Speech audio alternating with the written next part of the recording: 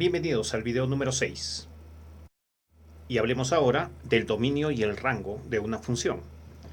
Entendemos como dominio de una función a todos los elementos del conjunto de partida que forman parte de la relación, es decir, que mantienen una relación, una flecha con algún elemento del otro conjunto. En este caso, los únicos que mantienen relaciones son el 2 y el 5. Ese es el dominio de la función.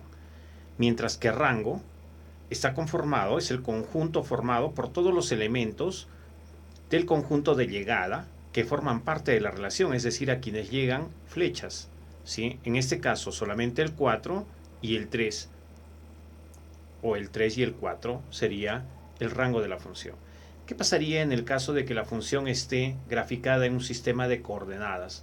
Entenderíamos al dominio como todos los elementos que forman parte del eje X, ese es el dominio, y que forman parte de la gráfica de la función.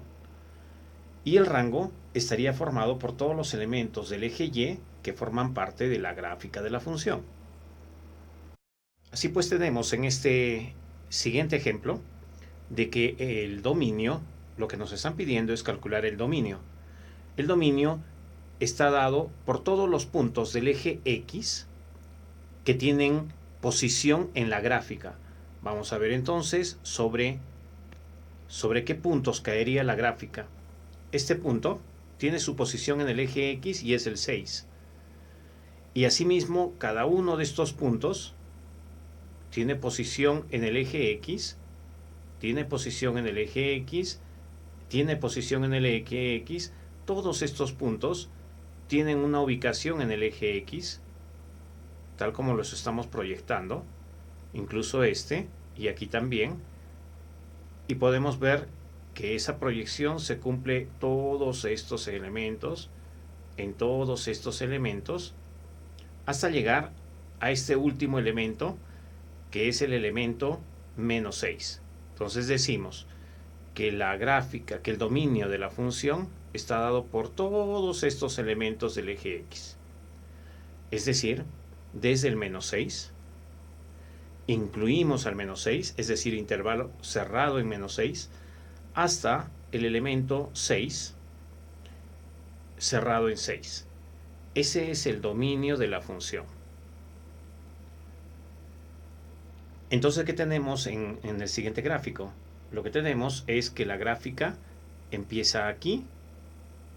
Todos estos valores están incluidos como dominio porque tienen una posición en la gráfica hasta aquí, ¿sí? Hasta este punto final, desde este punto inicial. Entonces decimos que el dominio de la función es simplemente desde el menos 6, incluido el menos 6, hasta el 6, incluido el 6. ¿Qué tenemos en esta otra gráfica? Vamos a ver. La gráfica empezaría del menos 5 hasta el 5, ¿sí? Que es la posición final. Entonces nuestro dominio sería, miren que solo estamos analizando el eje X. Desde el menos 5, incluido el menos 5, ¿cómo sé que está incluido? Cuando este puntito está totalmente pintado, es que está incluido y ponemos intervalo cerrado. Hasta el 5, que tiene también un puntito totalmente cerrado. Por eso es intervalo cerrado. Ahora, en estas gráficas del ejercicio 10, nos presentan funciones que tienen puntos específicos, ¿sí? No líneas continuas. Entonces vamos a decir que el dominio es exactamente el valor en el eje X que genera cada uno de esos puntos.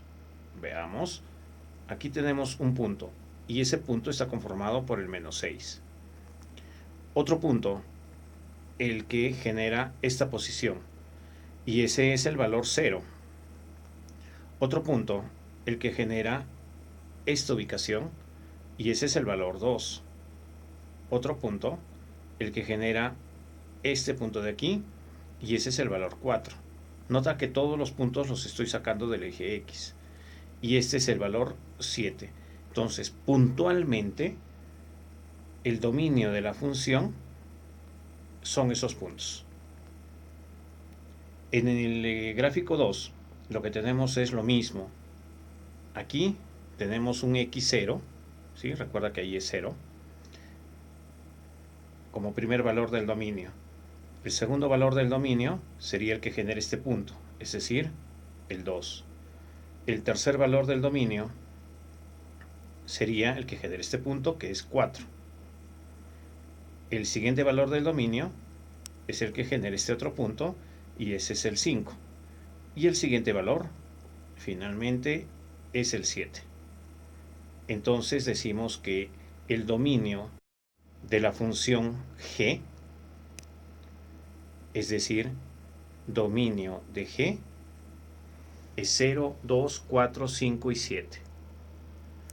Vámonos a la siguiente gráfica. Lo mismo, encontramos como primer punto del dominio al menos 7. Luego tenemos al menos 3. Luego tenemos al menos 1. Luego tenemos al valor 1. Luego tenemos al valor 4. Esos son los elementos del dominio de la función h. Dominio de h son esos elementos. En este ejercicio número 11 tenemos una mezcla de los dos ejercicios anteriores. Es una función por partes. Aquí tenemos un segmento, aquí otro tramo y aquí otro tramo. Entonces vamos a analizar tramo por tramo. ¿Qué vamos a buscar cuando nos piden el dominio? Los elementos del eje X que formen parte de la gráfica de la función. Pues vamos a hacer eso. A primera instancia tenemos que reconocer que aquí esta función está yéndose infinitamente hacia el lado izquierdo, es decir, al infinito negativo.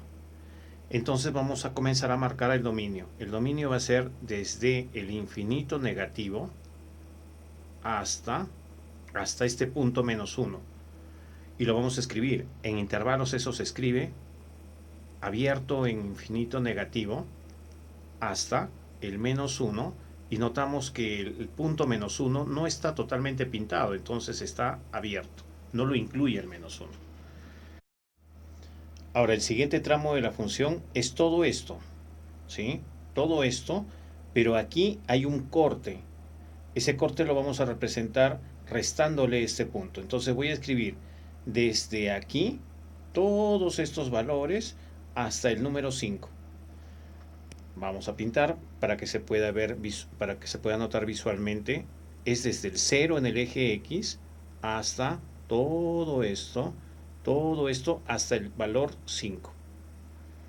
¿Cómo representamos eso? Aquí tenemos al valor 0. El valor 0 sí está incluido porque no tengo ningún punto abierto en el valor 0.